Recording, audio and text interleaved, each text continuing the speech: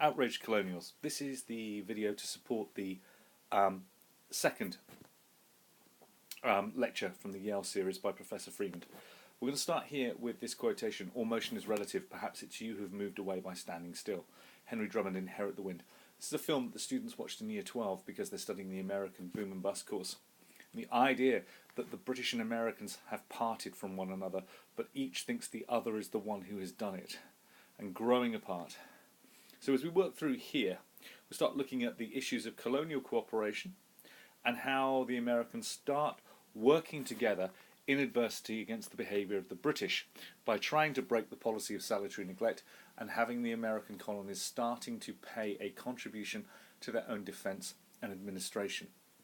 Moving through the reasons why the British taxed, and then the problems with what had existed, the pros and cons, and then the acts that the British do in order to move towards introducing taxes and more direct intervention from London.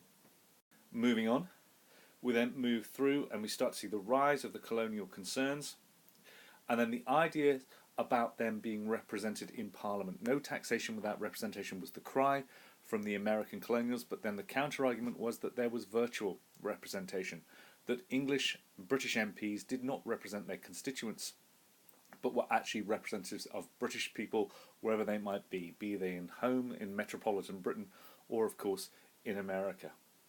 Then we look at the Stamp Act, its significance and why it was passed, the intended and unintended consequences of it, and then moving forward in this particular piece of work, where we start to take a look at this idea that both sides are moving away from one another, a concept using classes, this notion that were they brothers in 1763 or were they cousins? Are they diverging away from each other? And then a brief summary of each colony, what was the name, established when, and the motivations behind it. Because the likelihood was that the older the colony, the more mature the colony, the more likely that colony was self-governing, and consequently that likelihood that that colony would be more belligerent or intransigent against what they believed to be unreasonable and un-British behaviour on the part of the British government.